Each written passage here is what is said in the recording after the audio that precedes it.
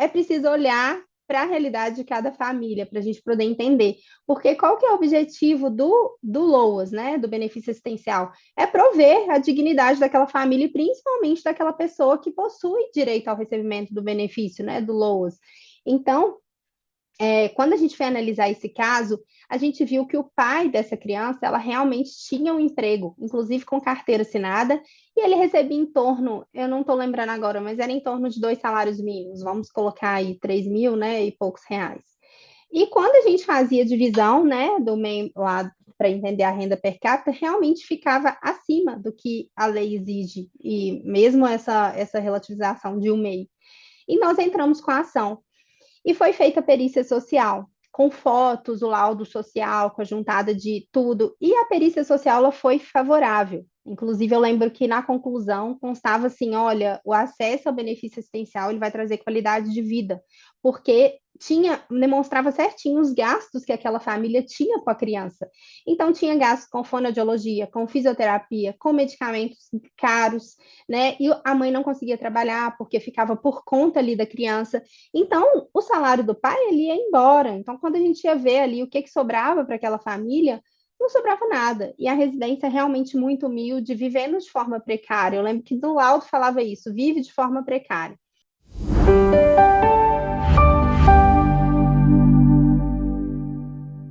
Prepare-se para conhecer uma profissional, a profissional, uma capacidade de escuta invejável, interpretação com paciência, com sabedoria, uma escrita com perfeição, clareza, concisão, coerência, completude. Eu sou suspeito para falar, porque tive essa grande oportunidade de trabalhar com ela. Hoje nós temos no pódio a defensora pública Carina Stephanie Ferreira. Seja bem-vinda ao pódio. Muito obrigada, doutor Antônio. Para mim é um privilégio estar aqui, poder divulgar um pouquinho do meu trabalho, tudo que eu aprendi com o senhor. Acho que vai ser de grande valia para os ouvintes, para todos os estudantes, para todos os profissionais do direito mesmo. Agradeço a oportunidade. Carina, você se formou na PUC com um TCC sobre ampliação do conceito de cidadão na ação popular. Já ali você estava pensando em acesso à justiça, em ampliação de legitimidade, parece que tinha uma semente plantada. O que é que te trouxe para essa inquietação em relação a quem está fora do sistema? Então, eu sempre gostei muito da área pública, assim, eu sempre me imaginei ali fazendo concurso, né, tentando ali servir ao público, ser um instrumento de transformação de social, de justiça. Então, eu já gostava muito dessa área. Quando eu formei, eu lembro que esse tema ele ficava na minha cabeça, porque eu sempre tentei enxergar um pouquinho ali do conceito do direito. Então, quando a lei falava, por exemplo, de cidadão, eu falava assim, gente, mas hoje em dia a gente tem outras pessoas, né, que estão aqui no país, por exemplo, estrangeiro, outras pessoas que não encaixam nesse conceito de cidadão e que poderiam exercer direitos políticos, direitos, né, sociais, por estarem ali na sociedade. Então, foi isso que me inquietou. E eu lembro que na época eu nunca tinha ouvido falar, assim, ó, eu não tinha estudo, ninguém tinha ainda cogitado sobre esse tema. Mas, trazendo aqui de volta, né, a pergunta, eu sempre pensei nisso, né, de enxergar um pouquinho além ali, tentar ir além ali até da lei. Eu acho que tem muito a ver até do É tema um aqui, do que o tema senhor propõe. Então, atualíssimo, né? Que hoje, com sim, xenofobia, quando você traz um exatamente. estrangeiro. E você teve uma trajetória bem diversa, né? Procuradora municipal Sim, em Mariana, advocacia privada, passou pelo Ministério Público e hoje na Defensoria Pública da União. São lugares diferentes de olhar para o direito. Como é que essas passagens moldaram a sua forma de perceber, de escutar os conflitos? eu iniciei na faculdade, meu primeiro estágio, ele foi no Tribunal de Justiça. Eu comecei voluntária, mais ou menos no terceiro período, eu trabalhei numa vara, E eu lembro que era até engraçado, que eu fazia o serviço cartorário, que era movimentação no sistema, isso lá em 2005, né? Não, 2006, mais ou menos, 2005, 2006. Então, ainda era bem diferente do que é hoje, né? Era muito mais precário. E eu lembro que eu aprendi toda essa movimentação cartorária, eu achava o máximo, assim, pegar processos físicos e Uhum. folhear. Eu lembro que eu fazia o furo, né, nos processos para encaixar as páginas, numerava páginas, então batia o carimbo, e eu achava isso fantástico, assim, para mim era estar ali no dia a dia e ver a movimentação, o processo entrando, o processo saindo, o juiz entrando, o juiz fazendo audiência, os servidores. Eu lembro que foi encantador e foi um serviço voluntário. Na época, o Tribunal de Justiça, ele nem aceitava, né? Acho que estudantes do terceiro período nem poderia entrar como estagiário. Posteriormente, eu fui, fiz a prova de estágio, passei e estagiei no Tribunal de Justiça durante o período. Lá eu passei pela vara de feitos tributários, que eu lembro que na época foi até muito abstrato para mim, eu estava no início da faculdade, eu não entendia nada, era uma matéria muito diferente. Depois eu passei numa vara civil, atuei em vara criminal e eu acho que eu finalizei em vara civil lá no TJ. E então, meu primeiro contato foi com a magistratura, né? Eu também tive exemplo dentro de casa, então eu tinha esse contato direto com a magistratura. Logo depois eu fui para a advocacia, que fiz estágio em escritório privado, que me ajudou demais, assim, eu acho que ampliou, assim, né, o meu conceito dentro do direito, me permitiu ter uma outra visão, porque eu acho que quando você está ali do lado da magistratura, né, você tem a posição do julgador, uma posição um pouco mais imparcial, ou pelo menos deveria ser. Então, quando eu fui para a advocacia, foi muito interessante, porque ali eu ouvia o cliente, né? Eu escutava o que ele queria dizer e eu tentava ajudar a trazer ali para o direito as palavras dele de uma forma mais acessível ali, né, para o magistrado, para o julgador, para as partes.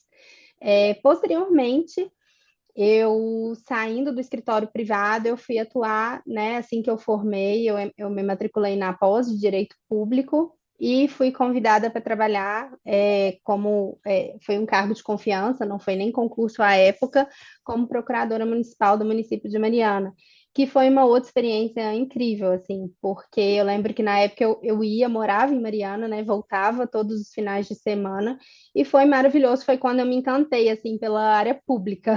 Eu atuava muito lá na parte consultiva, então a gente fazia muitos pareceres. Eu não cheguei a trabalhar muito com a parte contenciosa no município de Mariana, mas a gente pegava contratos, licitação, via muito assim, foi quando eu me encantei. Eu lembro que eu saí de lá achando que eu queria ser advogada pública. E eu sempre gostei muito da área federal por afinidade com as matérias, né? As matérias federais. Então eu falava, não, eu vou fazer um concurso para advocacia pública e tentei durante algum tempo. E foi interessante também, porque aí me veio uma atuação ali voltada para o município, né? Que é bem a nossa vivência, eu falo que é bem próximo do que a gente vive no dia a dia, né? Os problemas que você vê na cidade, tudo, e eu via a parte ali do Estado, né? A parte do município, a parte pública. E foi quando eu comecei a fazer concursos e advogar também de forma privada, de forma paralela. E nesse mundo dos concursos, a gente acaba fazendo um monte de coisas, né? Você acaba tentando concurso para o Ministério Público, para advocacia, para magistratura, e foi quando eu tive a aprovação na defensoria também. Então, assim, eu brinco, eu falo que o concurso me escolheu, mas eu sempre tive um apreço muito grande pela defensoria, e as pessoas às vezes até falavam comigo, não, você tem um perfil de defensora. Mas teve algum momento em alguma dessas passagens que te fez pensar é na defesa dos vulneráveis que eu preciso estar? Algum caso, alguma experiência que te fez olhar mais para os vulneráveis? Olha, eu sempre fui muito de ouvir, assim, eu brincava, algumas pessoas até falavam, gente, a pessoa que ela tá com algum problema, parece que ela me procura, assim, eu sempre me aproximava ali da pessoa que estava com algum problema, porque eu sempre gostei de ouvir, assim, né, o que a pessoa tinha para me falar na vida pessoal. Não teve um marco assim, sabe, doutor? quando eu comecei a entender melhor a carreira da defensoria e o papel que o defensor ele tinha na sociedade, eu comecei a me encantar mais, assim como o Ministério Público, né? Assim, eu acho que são posições diversas, mas ambos são instrumentos de transformação social, né? São pessoas que estão ali exercendo um cargo público que tem poder de modificar a sociedade para o bem. Então, quando eu comecei a entender ali o papel da defensoria, eu fui me encantando. Tanto é que na preparação para o concurso da Defensoria da União, né, que tem uma infinita, um edital infinito, eu lembro de eu me apaixonar, assim, de eu falar, gente, de eu pensar assim, eu quero trabalhar com isso. Eu lembro de, né, a parte de direitos humanos, que me tocava muito, e eu falar, não, acho que é isso que eu quero fazer.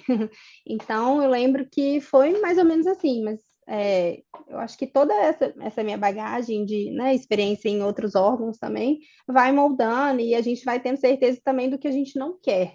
Então, isso ajuda também no final, assim. Nos nossos conversas preliminares aqui para esse encontro, você trouxe um conceito que é relativamente novo no direito, a vulnerabilidade tecnológica. Você atende pessoas que não sabem como funciona o sistema digital ou como esses sistemas podem prejudicá-las. Como é que você tem percebido isso no dia a dia da Defensoria Pública? O que que acontece? Eu acho que pós-pandemia, principalmente, a era digital ela virou uma coisa assim, quase que inevitável, né? Todos os operadores do direito. Eu fico pensando, eu falo, gente, é relativamente recente, né? A pandemia foi em 2020, eu acho que foi quando teve esse boom digital, com virtualização de processos, de audiências, de tudo mais. Então, é relativamente recente. Só que os assistidos da defensoria, eles são pessoas extremamente humildes, né? Pessoas muitas vezes realmente que não têm contato assim com o mundo digital. Eu até brinco, eu falo, gente, eu pego assim meus pais, minha mãe, às vezes tem uma dificuldade, né, de fazer alguma coisa ali no meio digital. Então, assim, são pessoas que a gente está ali orientando, a gente está o tempo inteiro mexendo, e mesmo assim a gente tem dificuldade.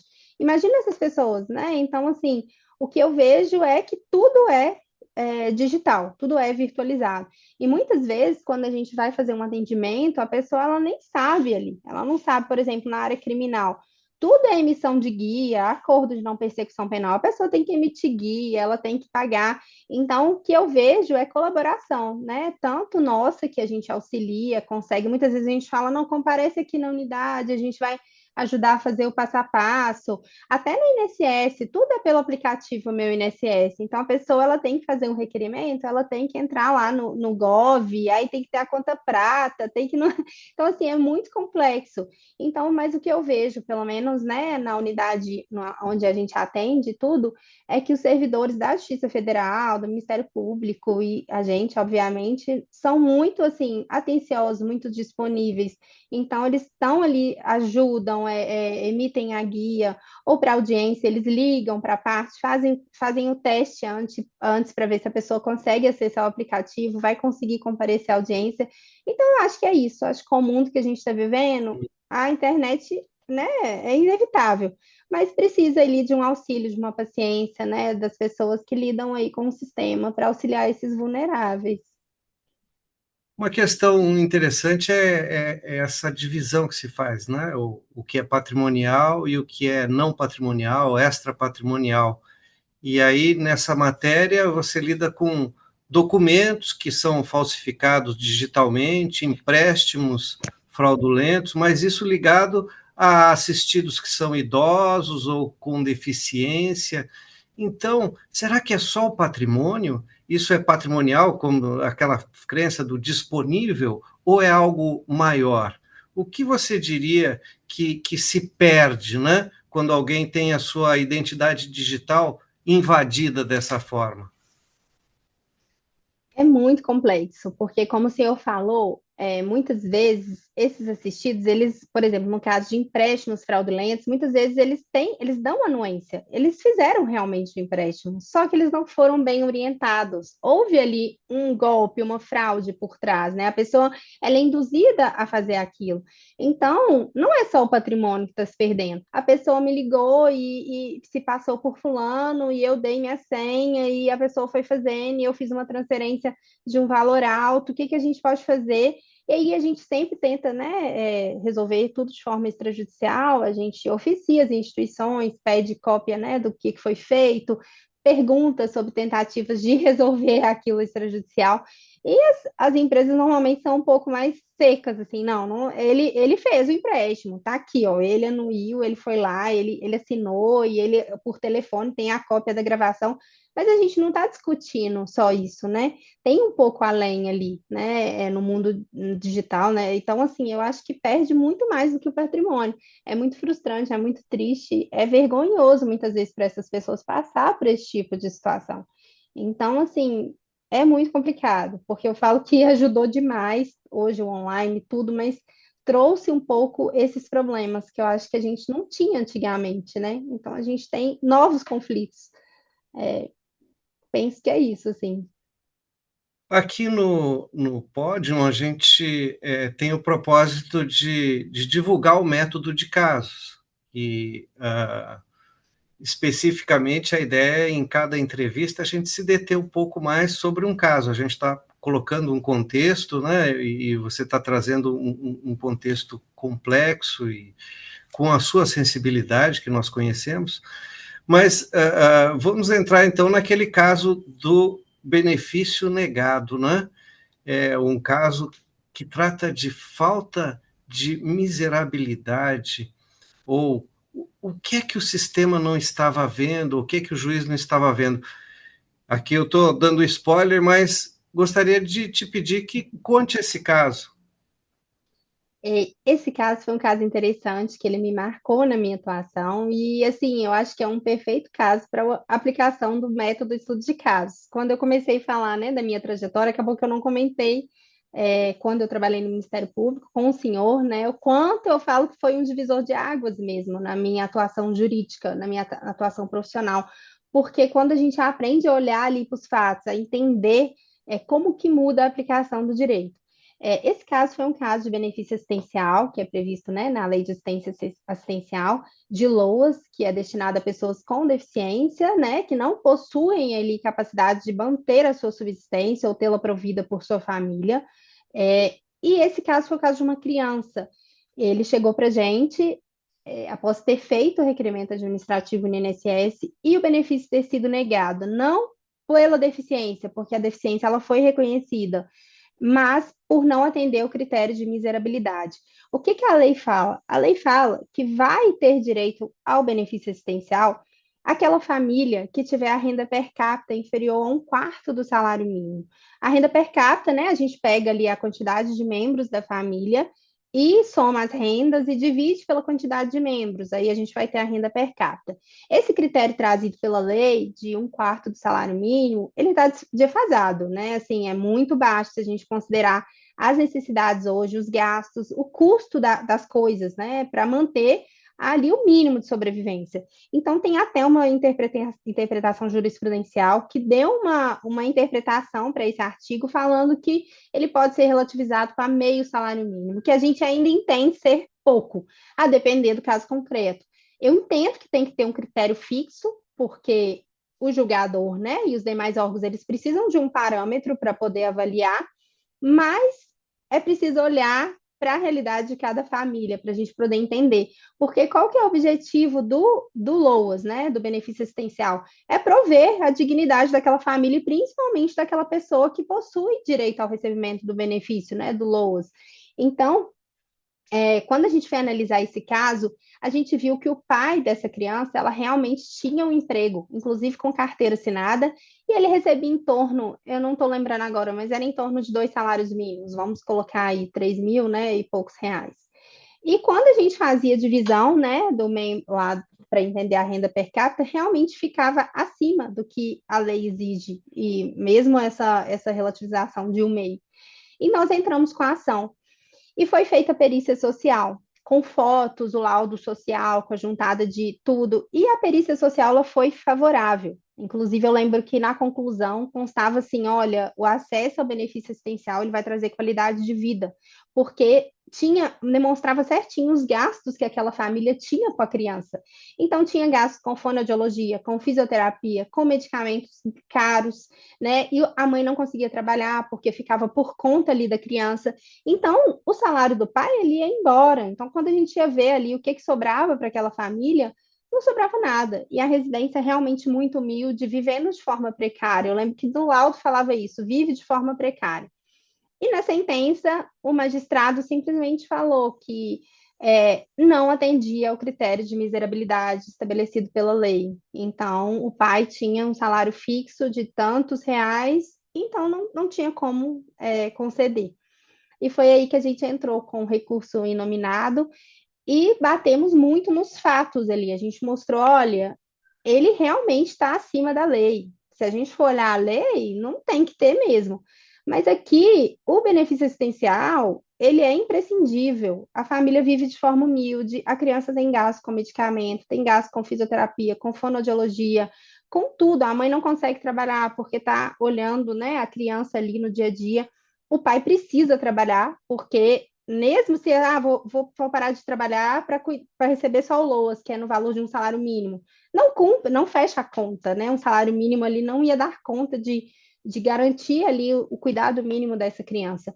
Então, a gente conseguiu demonstrar tudo isso via recurso inominado, foi para a turma recursal que julgou procedente e reformou a sentença, determinando a implantação imediata do benefício com pagamento desde a data de entrada do requerimento, né? Então, eu lembro que me marcou muito, inclusive foi um caso que o INSS custou implantar. A gente ficava intimando, entrando em competição, olha, já foi o acordo não foi procedente, determina a intimação da SEAB pela implantação, e eles, assim, a gente pediu até imposição de multa porque demoraram, foi custoso. Mas O resultado é excelente, né? E a foi, tese está me parecendo, quer dizer, você diz, realmente tem que ter um critério legal, mas esse critério parece que não leva em conta o peso dos dependentes, e essa foi a sua tese, essa a teoria, né? Quanto mais vulnerável exatamente, a família, mais gasto com saúde, com cuidado, com remédio, então a lei olha só para um lado, os ingressos, quanto é que tem a renda e divide para dar aquele valor. Mas e o outro lado? E os gastos? Gastos obrigatórios, gastos excepcionais, que não são gastos ordinários de uma família, digamos, que esteja dentro da média, né? É isso. isso mesmo? É o peso dos dependentes? Poderia É. chamar assim a tese? Achei perfeito, o peso dos dependentes, porque eu sempre falo assim, gente, qual que é o sentido de ter um LOAS, né? É garantir ali um mínimo existencial daquela família, daquela pessoa com deficiência. A partir do momento em que a gente fala, não, eu vou te dar um salário mínimo, mas seu pai não pode trabalhar, e aí você vai ter então direito só dos medicamentos. Você não pode fazer as outras terapias que integram um tratamento, né? Porque não vai ter jeito com aquele valor. E foi tudo certinho. Eles demonstraram, juntaram notas fiscais, né? Os gastos que realmente tinha, serviços que muitas vezes não são cobertos, né? Pelo SUS, enfim. Então, foi muito bacana isso, porque eu falei, gente, é um típico caso de que a gente olha para os fatos. Porque se a gente olhasse só para a lei, para o direito ali, até para a jurisprudência, a gente nem recorreria. Falaria, não, realmente, não está dentro do critério legal, não é caso nem de concessão. Desculpa, mas você não foi contemplado pelo benefício. Então, esse olhar, né, esse cuidado com os fatos, que eu acho que é o que falta muitas vezes nos operadores do direito, é o que muitas vezes me move ali no dia a dia a tentar falar, não, aqui cabe um recurso, não dá para fazer, não, a gente tem como entrar assim como uma ação, é a flexibilização mesmo, porque a gente está olhando para o caso, para o fato concreto, né? E não só ali para o direito. A gente olha para o fato e depois traz o direito ali para tentar uma solução. Um outro tema que você nos traz é esse dos empréstimos fraudulentos, né, dos descontos indevidos. E como é que é a passagem do individual para o coletivo, de perceber naqueles casos individuais um problema que hoje virou uma CPI, é um problema nacional que está em evidência, né? E isso tem alguma relação lá também com o seu TCC sobre ampliar a legitimidade? Na defensoria, né, a gente tem ali um defensor que é responsável, a gente lá aqui, né, se a gente até fala que é o regional de direitos humanos, então ele vai ser responsável por ter um olhar atento a casos que começam a aparecer demais e ver se não é o caso de ajuizar uma ação coletiva, né?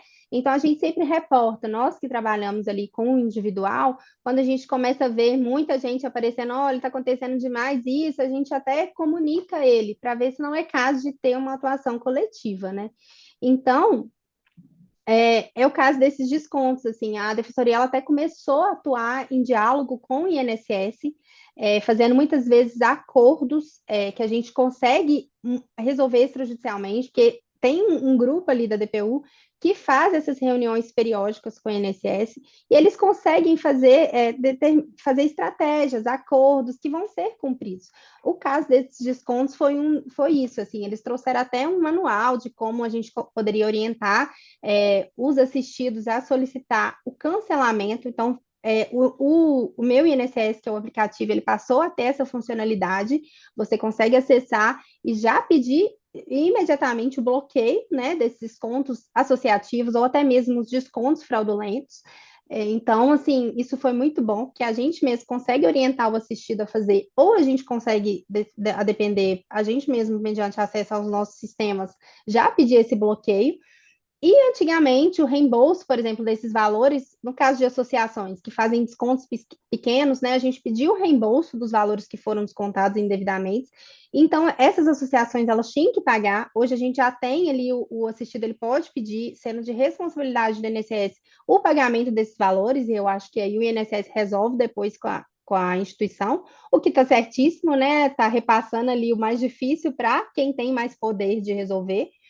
Então, foi muito bom essa parte, né, de atuação extrajudicial e, de certa forma, vindo de casos ali coletivos. É dentro disso mesmo, porque você tocou a orientação que é dada. Eu fico aqui imaginando e gostaria de saber, uma pessoa ali com 70, 80 anos, que mal usa o celular, como é que você explica para ela que ela foi vítima de um esquema tecnológico que ela não entende direito? Como é que se constrói uma ponte para a compreensão? Como é que é essa conversa com esse assistido? Então, a gente tenta, de uma forma mais acessível, mais clara possível e menos técnica, expor isso.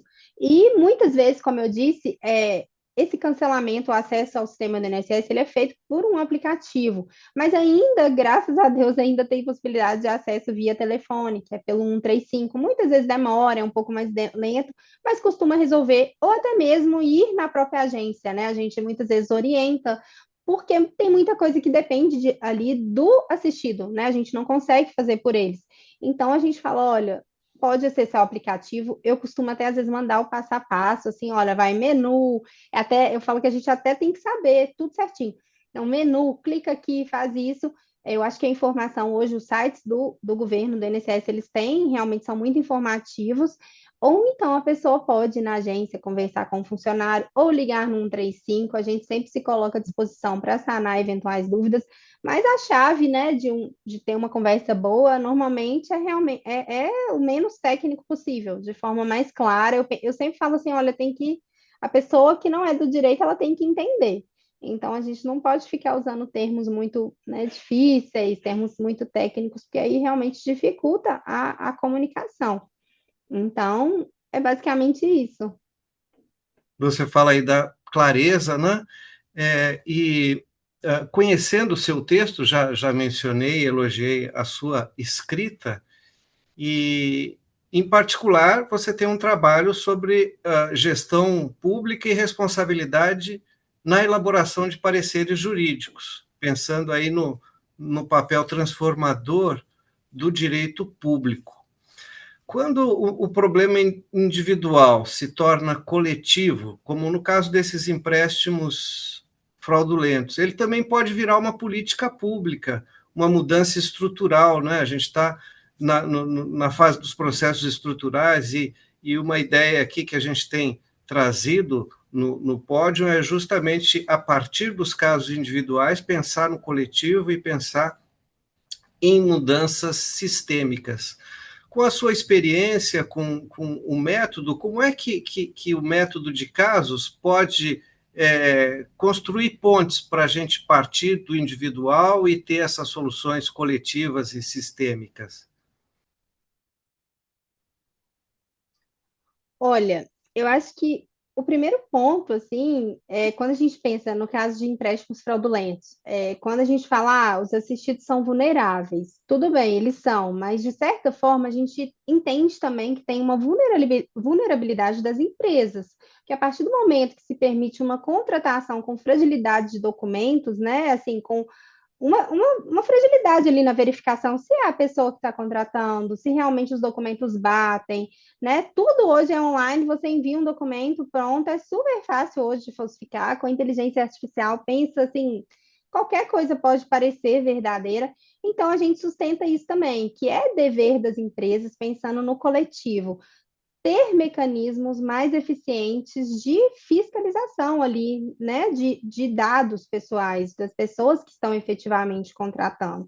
Então, quando uma empresa ela assume ali, né, a possibilidade de contratação online, de venda online, de tudo online, ela tem que ter mecanismos ou pelo menos ali um filtro para poder limitar fraudes, porque senão fica muito complicado.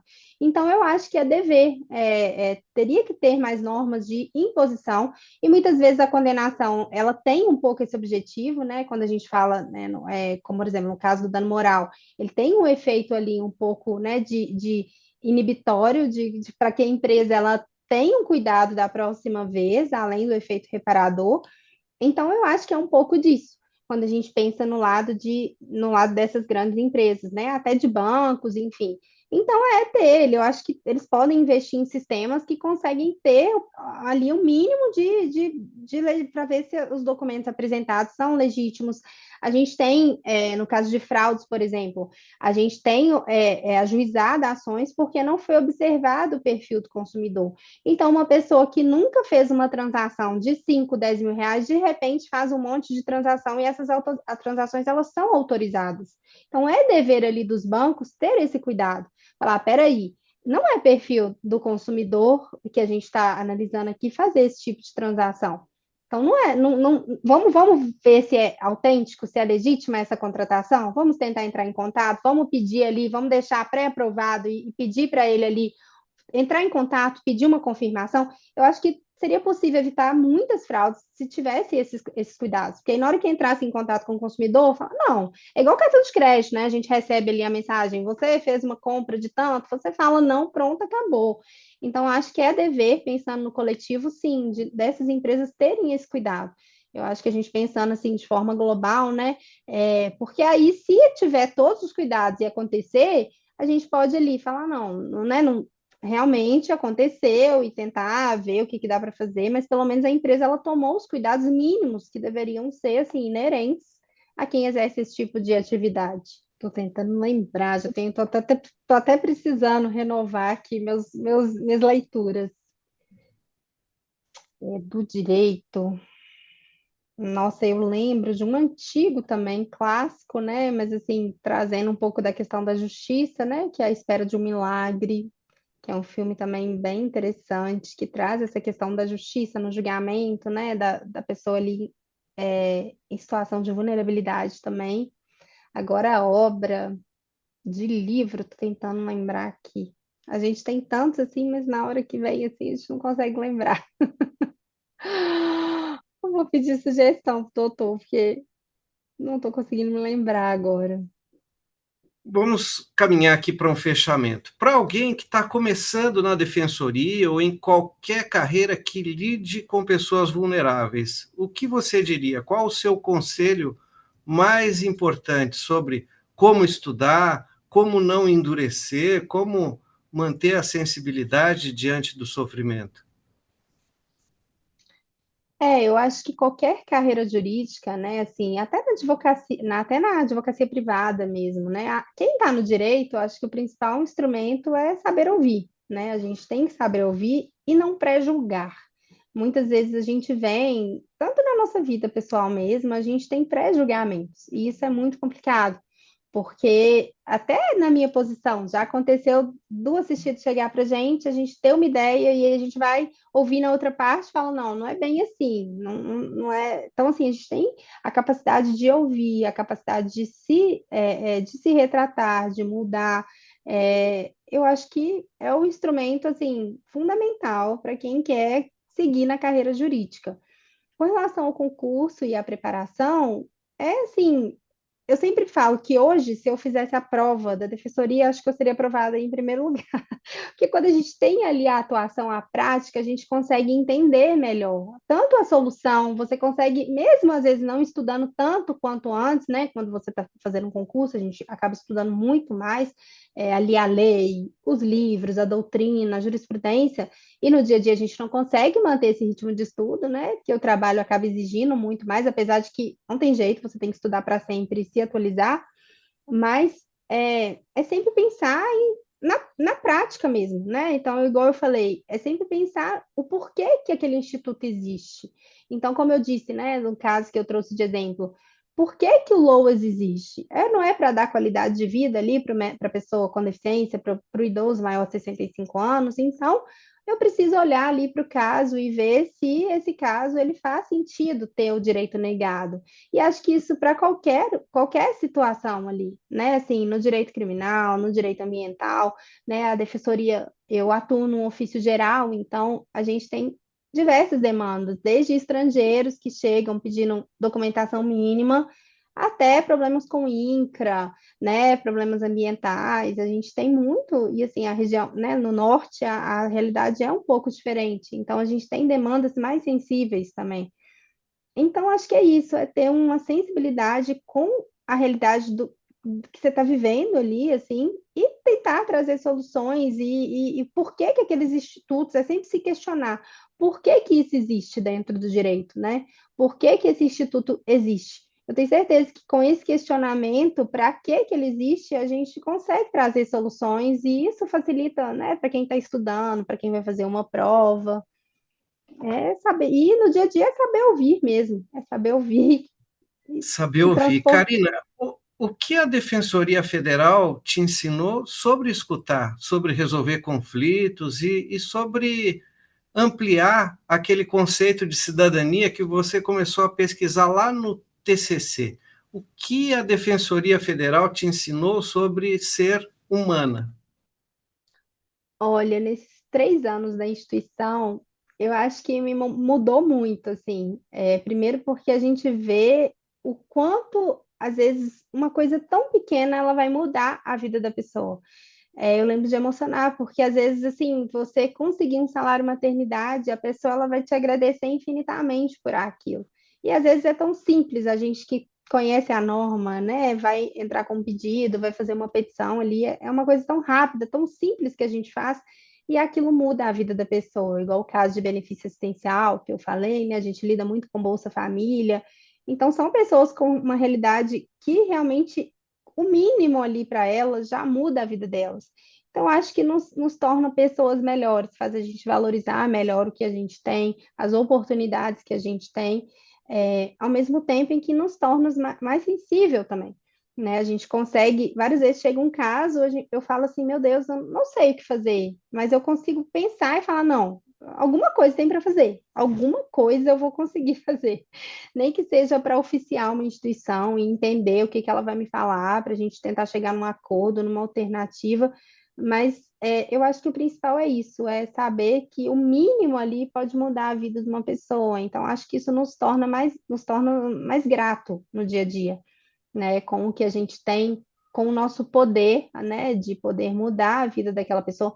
No criminal, assim, a gente vê direto, às vezes, um pedido de liberdade provisória, né, eu acho que outra coisa também, quem vem para a defensoria tem que entender isso, a gente não deve julgar ali o que a pessoa fez, né, a gente está ali para dar o direito dele de ter um processo legal, de ter uma defesa justa, então, muitas vezes a pessoa ela já entra querendo julgar o fato, e isso não é legal para quem quer entrar e ser um bom defensor, ele não deve julgar, ele tem que entender o contexto que aquela pessoa viveu, que ela praticou aquela conduta, né?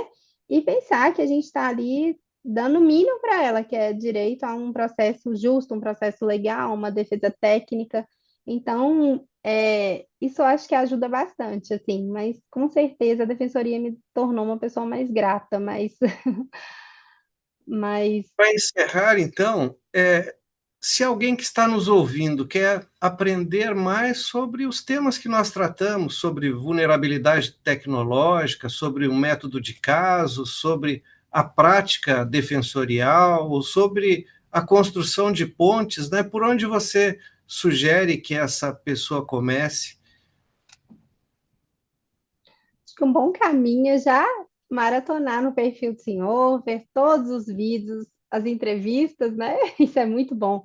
Porque eu estudo de casos de verdade, não é porque eu tive o privilégio de trabalhar com o senhor, de ter acesso ao estudo de caso na prática, mas eu acho que ele é realmente transformador, assim, e é uma coisa que a gente não vê muito hoje em dia. Os estudantes de direito, as pessoas aqui do jurídico, elas se preocupam com o direito, com a lei, com a jurisprudência, e muitas vezes se esquecem de fatos. Eu vejo quantos estagiários, pessoas que estão ali na faculdade, elas têm dificuldade de contar fatos, né? Quando a gente aprende ali a contar, a entender. Então, eu acho que além disso tudo é ter esse olhar, né? É saber que a gente precisa ir além do direito. Você não pode. Normalmente, eu até falo, quando você entra com uma ação, o juiz sabe a lei, o promotor sabe, o procurador sabe, o advogado sabe, todo mundo sabe a lei.